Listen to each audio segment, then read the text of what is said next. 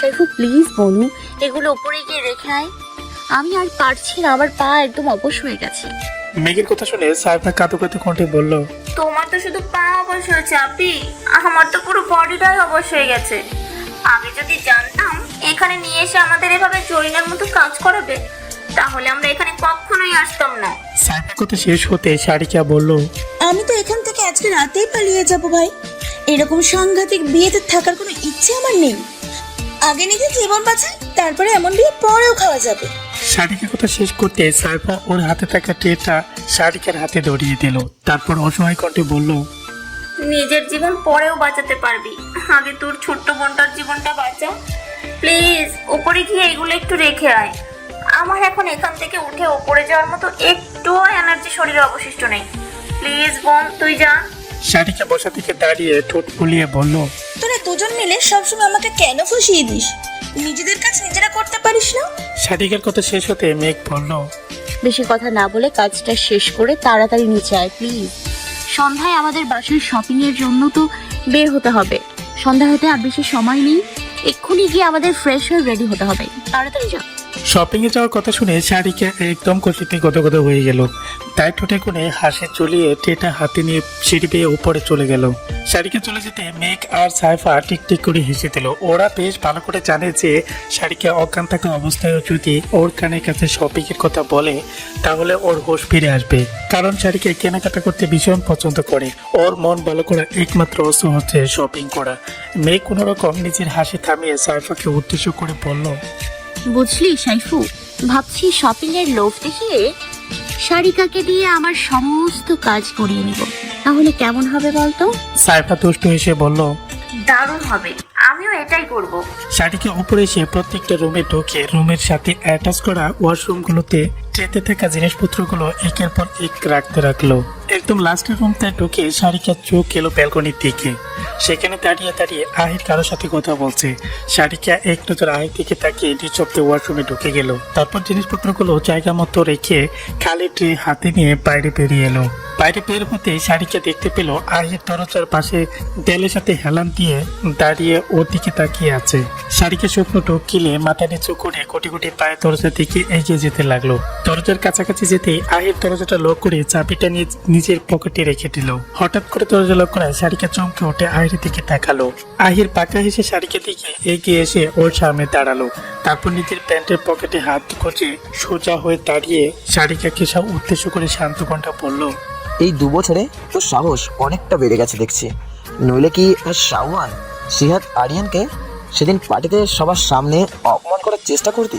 আহিরের কথা শুনে সারিকা মাথা নিচু করে কাট কাট কণ্ঠে বলল, আমি আপনাকে সেদিন কোনো রকম অপমান করার চেষ্টা করিনি। ওটা শুধুমাত্র একটা ডেয়ার ছিল। ওই দিন আমার পুরনো কিছু ফ্রেন্ডদের সাথে পার্টিতে দেখা হয়ে গিয়েছিল। তখন ওরাই আপনার গায়ে ডিম ছোড়ার ডেয়ারটা দিয়েছিল। বলেছিল আমি যদি আপনার গায়ে ডিম ছড়তে পারি তাহলে ওরা মেনে নেবে যে আমি আপনাকে একটুও ভয় পাই না। সারিকার কথাটা বলার সাথে সাথে আহির গিয়ে সারিকার গলা চেপে ধরলো। আকস্মিক ঘটনায় সারিকার হাত থেকে ট্রেটা নিচে পড়ে গেল। আহির দাঁতে দাঁত চেপে বলল, তুই আমাকে ভয় পাস না, এটা প্রমাণ করার জন্য তুই আমার গায়ে ডিম ছুঁড়ে মারলি। হারে, তোকে আমি ভয় দেখাতে চাই না, সেই জন্যই তুই আমাকে ভয় পাস না। নইলে তোর মতো পুচকো মেয়েকে ভয় দেখাতে আমার বেশি কিছুর প্রয়োজন হতো না। কানের নিচে কয়টা চড়থাপ্পড় মারলে তোর সব সাহস খাটের তলা দিয়ে পালিয়ে যেত। আহির চুরি কাল চেপে দৌড়ায় সারিকার চোখ খিচে বন্ধ করে রেখেছে। ব্যথায় সারিকার চোখের কোণ থেকে পানি গড়িয়ে পড়ছে। ও ব্যথায় মৃত আর্তনাদ করে আহিরকে উদ্দেশ্য করে বলল, আমার লাগছে আইর, ছাড়ো আমাকে। সারিকার কথা শুনে আহির আরো জোরে সারিকার গাল চেপে ধরলো। তারপর রুক্ষ কণ্ঠে বলল, আমারও লেগেছিল, খুব লেগেছিল যেদিন তুই আমাকে ঠকিয়ে দেশ ছেড়ে নিজের বোনের কাছে চলে গিয়েছিলি। আমিও সেদিন তোর মতোই এভাবে ছটফট করেছিলাম, কিন্তু কাউকে কিছু বলতে পারিনি। চুপচাপ মুখ বন্ধ করে সবকিছু মেনে নিয়েছিলাম। আহিরের কথা শেষ হতে সারিকা এক চটকায় আহিরের হাতটাকে নিজের গাল থেকে সরিয়ে ফেললো। তারপর আহিরের পক্ষে চড়ে একটা ধাক্কা মেরে ওকে নিজের থেকে কিছুটা দূরে সরিয়ে দিল। তারপর চেঁচিয়ে বলল, কি বললে তুমি? আমি তোমাকে ঠকিয়েছি? কিভাবে ঠকিয়েছি আমি তোমাকে? তুমি কি মুখ ফুটে কখনো আমাকে বলেছো যে তুমি আমাকে ভালোবাসো? নাকি আমি তোমাকে কখনো বলেছি যে আমি তোমাকে ভালোবাসি? সারিকার আচমকা তাকায় আহির সারিকার থেকে কিছুটা দূরে সরে গিয়েছিল ঠিকই, কিন্তু সারিকার কথা শুনে ও আবারও সারিকার দিকে এগিয়ে এসে ওর হাত পেছনে মুচড়ে ধরে ওকে একদম নিজের সাথে মিশিয়ে ফেললো। সারিকা টাকা দিয়ে আহিরকে নিজের থেকে ছাড়াতে চাইলো, কিন্তু এবার আহির ওর হাত শক্ত করে চেপে ধরায় আহিরকে চুল পরিমাণও নড়াতে পারলো না। আহির সারিকার একদম কাছাকাছি গিয়ে ওর চোখে চোখ রেখে বলল, হ্যাঁ, আমি হয়তো কখনো নিজের মুখে তোকে ভালোবাসি কথাটা বলতে পারিনি, কিন্তু তুই কি জানতিস না যে আমি তোকে ভালোবাসি? হ্যাঁ জানতাম, বেশ ভালো করেই জানতাম যে তুমি আমাকে ভালোবাসো। তাহলে আমাকে ছেড়ে চলে গিয়েছিলি কেন? কেন আমাকে নিজের মুখে একটা বার ভালোবাসি কথাটা বলার সুযোগ দিসনি? আহিরের প্রশ্ন শুনে সারিকা কাট কাট কণ্ঠে বলল, কারণ তখন আমার বোনের আমাকে খুব প্রয়োজন ছিল, ওকে সামলানোর জন্য আমাকে ওর কাছেই যেতে হতো। তোমরা সবাই মিলে আমার বোনটার যে অবস্থা করেছিলে তাতে তো ওর বেঁচে থাকা মুশকিল হয়ে গিয়েছিল। আহির অবাক কণ্ঠে বলল, তোমরা সবাই মিলে মানে? আমি কি করেছিলাম? সাইফাকে সেদিন মিহির অপমান করেছিল, আমি না। হ্যাঁ, সাইবাকে সেদিন মিহির অপমান করেছিল ঠিকই, কিন্তু তুমি পাশে দাঁড়িয়ে দাঁড়িয়ে সবটা দেখেও তোমার ভাইকে কিচ্ছু বলনি। চুপচাপ মুখ বন্ধ করে দাঁড়িয়ে দাঁড়িয়ে শুধু আমার বোনের অপমান হওয়াটা দেখে গেছো। আমি কি বা বলতাম মিহিরকে? এমনটা নয় যে মিহির অনেকই কারণে শাহিয়াকে অপমান করেছে। দোষ তো শাওফার ছিল, ও নিজের দোষ নিজেই মিহিরের কাছে অপমানিত হয়েছে। আহিরের কথা শুনে সারিকা বিব্রত হাসলো, তারপর বলল, হ্যাঁ ঠিকই বলছো, সব দোষ আমার বোনেরই ছিল, কারণ তোমার ভাইয়াকে পাগলের মতন ভালোবাসতো, আর তোমার ভাই ওকে সব সময় অপমান করতো, যা নয় তাই বলে কথা শোনাতো, কিন্তু তাও বারবার তোমার ভাইয়ের কাছে ছুটে যেত তার সাথে একটুখানি কথা বলার জন্য। কিন্তু তোমার ভাই না কখনো ওর ভালোবাসা বুঝতে পেরেছে, আর না কখনো ওর ইচ্ছের কোনো মূল্য দিয়েছে। আহিরের কথা শুনে সারিকা মৃদু হাসলো, তারপর বলল, সারিকার কথা শুনে আহির চুপ করে অসহায় দৃষ্টিতে সারিকা থেকে কিছুক্ষণ তাকিয়ে রইল, কিন্তু সারিকা অন্যদিকে গাড় করিয়ে চোখে মুখে কঠিন একটা ভাব এনে দাঁড়িয়ে রইল। আহির আর কিছু না বলে সারিকাকে ছেড়ে দিয়ে ওর দিকে কিছুটা দূরে সরে গেল, তারপর পকেট থেকে চাবিটা বের করে দরজাটা লক খুলে দিল। দরজার লক খুলে দিয়ে সারিকার দিকে এগিয়ে এসে সারিকাকে আর কিছু বলার সুযোগ না দিয়ে ওর হাতটা ধরে টানতে টানতে নিয়ে গিয়ে ওকে ধাক্কা দিয়ে রুম থেকে বের করে দিল। এত দূরে ধাক্কা দেওয়াতে সারিকা ছিটকে গিয়ে ফ্লোরে পড়ে গেল। আহির দরজার সামনে দাঁড়িয়ে সারিকাকে উদ্দেশ্য করে শক্ত কণ্ঠে বলল, তোর শুধু নিজের বোনের কষ্টটাই চোখে পড়লো তাই না? অথচ আমি যে এতগুলো দিন ধরে তোর সাথে একটুখানি কথা বলার জন্য ছটফট করেছি, সেটা কখনো তোর চোখে পড়েনি। তুই শুধু তোর বোনের ব্যাপারটাই ভেবেছিস। আমাকে নিয়ে তোর বিন্দু মাত্র মাথা ব্যথা ছিল না।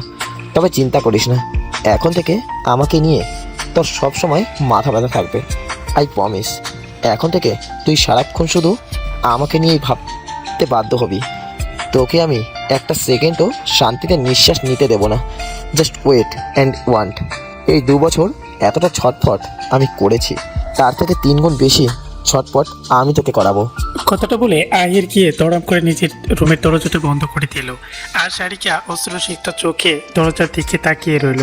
মেঘ নিজের রুম থেকে বের হয়ে ফোন টিপতে টিপতে নিচে নামছিল, তখনই শুনতে পেল ড্রয়িং রুমের সোফায় বসে অপির মামি অপির মাকে উদ্দেশ্য করে বলছে, ছেলেকে বিয়ে দেওয়ার জন্য আর কোনো মেয়ে পেলে না সাথে, শেষ পর্যন্ত কিনা ওই বিদেশি সাদা চুলওয়ালা মেয়েটার সাথে নিজের ছেলের বিয়ে ঠিক করলে। দেশে কি মেয়ের অভাব পড়েছিল সাথে? অপির মামির সাথে তাল মিলিয়ে অপির ছোট খালা বলল, হ্যাঁ আপা, ভাবি তো ঠিকই বলেছে। দেশে এত মেয়ে থাকতে ওই বিদেশি মাইয়াটার সাথে কোনো ছেলের বউ করার জন্য রাজি হলো বলে বলো তো? ওই মেয়ে ছোটবেলা থেকে বিদেশে বেরোচ্ছে, এখন ওই মেয়ের স্বভাব চরিত্র কেমন তার ঠিক নাই। তার উপর ওর ফ্যামিলি কেমন আমরা সেটাও জানি না। অপির খালার কথা শেষ হতে সাথীর রহমান কাট কাট কণ্ঠে বললেন, এত কিছু দেখার তো আমার কোনো প্রয়োজন নেই। আমার ছেলে যেহেতু ওই মেয়েকে পছন্দ করেছে, তাহলে ওই মেয়ে 100% আমার ছেলের বউ হওয়ার যোগ্যতা রাখে। আমি আমার ছেলেকে চিনি, সে কখনো ভুল মানুষকে নিজের লাইফ পার্টনার হিসেবে চুজ করবে না। সাথীর রহমানের কথা শুনে অপির মামি মুখ পাকিয়ে বলল, ছেলের উপর আমার অন্ধবিশ্বাস করার জন্য তোমাকে কিন্তু একদিন পস্তাতে হবে সাথে। আরে অভি তো এখনো ছোট, ওর মাথায় ভালো খারাপ যাচাই করার মতো বুদ্ধি আছে নাকি? ঝোঁকের বসে একটা ভুল কাজ করে ফেলবে, যার জন্য সারা জীবন তোমাকে আর সিহাব ভাইকে সেই ভুলের মাসুল দিতে হবে। কিন্তু তার থেকে ভালো সময় থাকতে থাকতে এই বিয়েটা ভেঙে দাও। আমরা অভির জন্য আরো ভালো মেয়ে খুঁজবো। মেঘ এতক্ষণ সিঁড়ি দিয়ে নামতে নামতে প্রত্যেকের কথাগুলো বেশ ভালোভাবে শুনে ফেললো। ও নিচে এসে দেখলো ড্রয়িং রুমের এক পাশে দেয়ালের সাথে হেলান দিয়ে মীরা রহমান মুখ কালো করে দাঁড়িয়ে আছেন। মেঘ এগিয়ে গিয়ে সোফার সামনে রাখা টি টেবিলের উপর থেকে এক গ্লাস পানি হাতে নিয়ে সোফার উপরে বসে পড়লো। তারপর গ্লাস থেকে এক টুক পানি খেয়ে মীরা রহমানকে উদ্দেশ্য করে জোর গলায় বলে উঠলো, মাম্মা, বিয়ে উপলক্ষে যারা এসছে তারা সবাই আমাদের গেস্ট, তাই না? মেঘের কথা শুনে সবাই ওর দিকে প্রকোষকে তাকালো। মীরা রহমান কিছু না বুঝেই হ্যাঁ সূচক মাথা নাড়ালো। মীরা রহমানকে হ্যাঁ সূচক মাথা নাড়াতে দেখে মেঘ গম্ভীর কণ্ঠে বলে উঠলো, তাহলে গেস্টরা যেন গেস্টদের মতোই থাকে। যদি কারোর মুখে আমি এই বিয়েটা ভেঙে দেওয়ার কথা শুনেছি, তাহলে এক একটা ঘাট ধাক্কা দিয়ে বাসা থেকে বের করে দিব। মেঘের কথা শুনে মীরা রহমান আর সাথী রহমান চমকে উঠে মেঘের মুখের দিকে তাকালেন। বাকিরা সবাই বসা থেকে দাঁড়িয়ে মেঘের দিকে অগ্নি দৃষ্টিতে তাকালেন। মেঘ একটা ডন্ট কেয়ার ভাব নিয়ে আবারও পানির গ্লাসে একটা চুমুক পানি দিয়ে বলল, আমার দিকে এভাবে তাকিয়ে কোনো লাভ নেই। আমি আপনাদের এমন রাক্ষসী মার্কা চেহারা দেখে কখনোই নিজের ডিসিশন চেঞ্জ করব না। তাই বলছি, এখানে থাকতে হলে ভদ্রভাবে থাকবেন, না হলে যে যার মতো নিজেদের রাস্তা মাপবেন। মেঘের কথা শুনে অপির মামি কর্কশ কণ্ঠে বলে উঠল, সাথী, কে এই বেয়াদব মেয়েটা? ওর সাহস হলে কিভাবে আমাদেরকে এভাবে অপমান করা? ও কি জানে না আমরা কারা?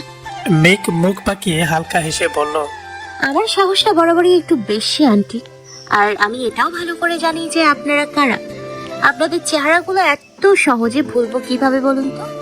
আগে আমাদের বাসায় বেড়াতে এসে আমাকে দিয়ে কত কাজ করাতেন সেটা ভুলে গেছেন। আপনারা ভুলে গেলেও আমি কিন্তু কিছু ভুলিনি। পুরনো সব কথা আমার বেশ ভালো করেই মনে আছে। মেঘের কথা শুনে অপির খালা আর মামি একে অপর দিকে চাওয়াচাওয়ি করছে।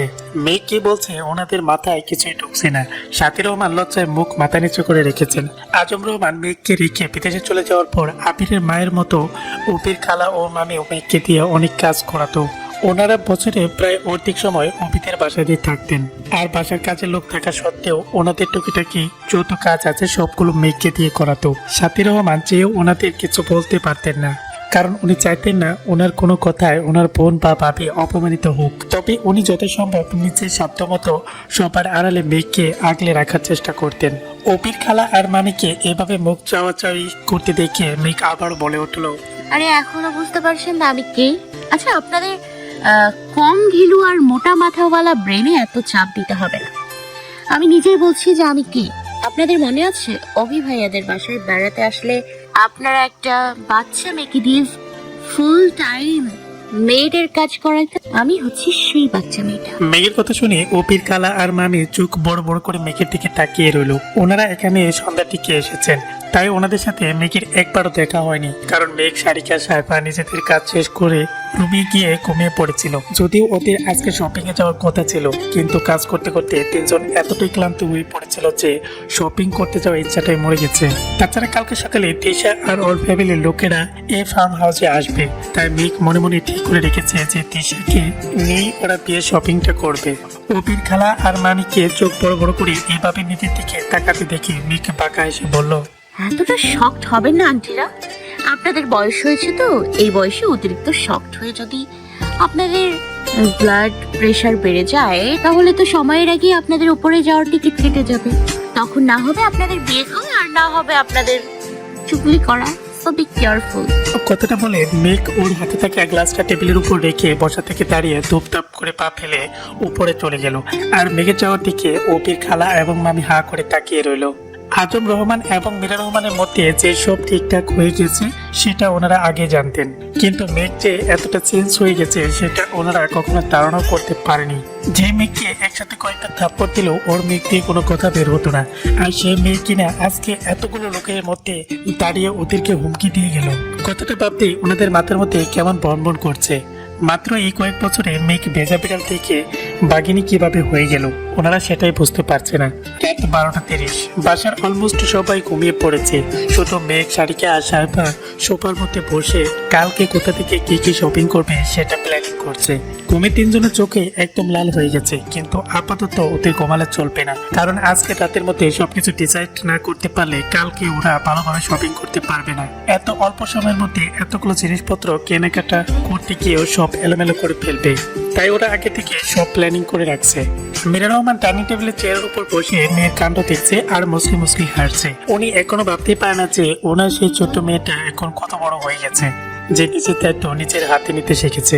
মেঘের কথা বলা স্টাইল, হাত নেওয়ার স্টাইল, বিরক্তি হওয়ার সময় কপাল কুঁচকে ফেলার সবকিছু মীরা রহমানের ভীষণ অবাক করে, কারণ মেঘের অধিকাংশ দিকই ওর বাবার মতো হয়েছে। ইনফ্যাক্ট মাঝে মাঝে মেঘের গম্ভীর হয়ে কথা বলা স্টাইলটাও দেখলে মীরা রহমানের মনে হয় ওনার সামনে মেঘ নয়, আজম রহমান নিজেই দাঁড়িয়ে আছেন। কথাগুলো ভাবতে ভাবতে মীরা রহমান ঠিক করে হেসে দিলেন। এর মধ্যে হঠাৎ করে পাশের কলিং বেল বেজে উঠলো। এত রাতে কলিং বেল বেজে ওঠায় মেঘ, সারিকা, সাহেবা তিনজনই অবাক হয়ে দরজার দিকে তাকালো। মীরা রহমান বসা থেকে দাঁড়িয়ে দ্রুত পায়ে দরজার দিকে এগিয়ে গিয়ে দরজা খুলে দিলেন। মেঘ, সারিকা, সাহেবা তিনজনই বসা থেকে দাঁড়িয়ে দরজার দিকে এগিয়ে গেল, কিন্তু এগিয়ে গিয়ে যা দেখতে পেল সেটা দেখার জন্য ওরা মোটেও প্রস্তুত ছিল না, কারণ দরজার সামনে লাগেজ হাতে একে দাঁড়িয়ে আছে, সাথে ওর তিনজন গার্ড এবং ওর অ্যাসিস্ট্যান্টও আছে। মেঘ অবাক কণ্ঠে বলল, মিস্টার একে, আপনি এত রাতে এখানে কি করছেন? মেঘের কথা শুনে একে মীরা রহমানের দিকে তাকালো। মীরা রহমান চোখ পাকিয়ে মেঘের দিকে তাকালেন, তারপর একে উদ্দেশ্য করে বললেন, মেঘের কথায় কিছু মনে করো না বাবা, আসলে গেস্টদের ইনভাইট দেওয়ার ব্যাপারটা তো আমরা বড়রা দেখছি, তাই বিয়েতে কাকে কাকে ইনভাইট করা হয়েছে সেই বিষয়েও কিছু জানা না। তোমরা ভেতরে এসো। কথাটা বলে মীরা রহমান দরজা থেকে সরে গিয়ে এক সাইডে গিয়ে দাঁড়ালেন, আর একে ওদের লোকদের নিয়ে বাজার ভেতরে প্রবেশ করলেন। মেঘ প্রকোষকে মীরা রহমানের দিকে তাকিয়ে আছে। ও এটাই বুঝতে পারছে না যে একে আর ওর লোকদের এই বিয়েতে ইনভাইট কে করেছে। মেঘের ভাবনার মাঝেই একে মীরা রহমানের সামনে এসে হালকা হেসে বললেন, টেনশন করবেন না আন্টি, আমি বাচ্চাদের কথায় কখনো কিছু মনে করি না। একের কথা শুনে মীরা রহমান ফিক করে হেসে দিল, আর মেঘ চোখ ছোট ছোট করে একের দিকে তাকালো। হাসি থামিয়ে মীরা রহমান দুজন সার্ভেন্টের নাম ধরে ডাক দিলেন। ওনারা কিচেন থেকে বের হয়ে মীরা রহমানের সামনে এসে দাঁড়াতে মীরা রহমান ওনাদেরকে গেস্টের উপরে রুমে নিয়ে যাওয়ার জন্য কথা বললেন।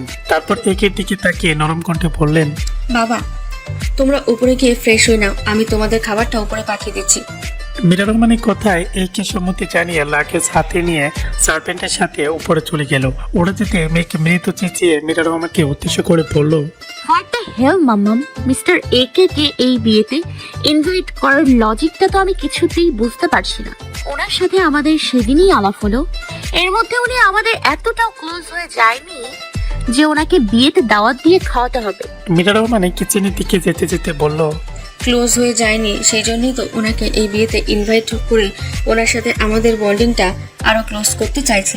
ওনার সাথে আমাদের বন্ডিং যতটা ক্লোজ হবে ততটা সুষ্ঠুভাবে আমাদের এই প্রজেক্টটা সম্পূর্ণ হবে। কথাটা বলে মীরা রহমান কিচেনে ঢুকে ট্রেতে করে খাবার সাজাতে লাগলেন। মেঘ বিরক্তি সুরে বলল, এসব আজব লজিক, তোমাদের মাথায় এত ইউনিক চিন্তা ভাবনা কোথা থেকে আসে আমি তো সেটাই বুঝতে পারি না। আরে ভাই, আমরা যদি সততার সাথে কাজটা করি তাহলে এমনিতেই প্রজেক্টটা সুষ্ঠুভাবে হবে।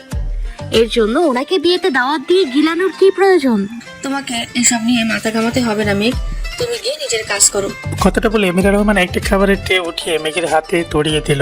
মেঘ মুখ ফুলিয়ে মীরা রহমানের দিকে কিছুক্ষণ তাকিয়ে থেকে ট্রে হাতে কিচেন থেকে বের হলো।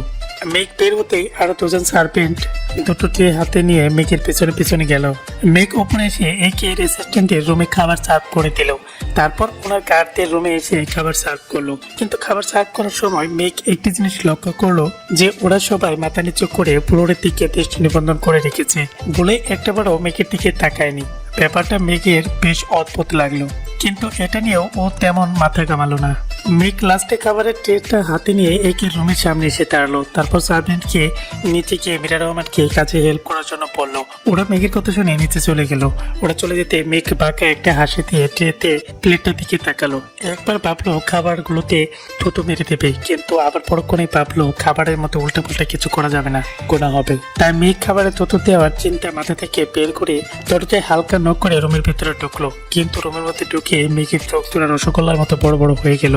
ও শর্ট খেয়ে একদম স্ট্যাচু হয়ে দাঁড়িয়ে রইল, কারণ রুমের মধ্যে থাকা টু পিঠে সোফার উপরে বসে একে তো হাতে তো রিভলভার নিয়ে ঘুরিয়ে ঘুরিয়ে দেখছে।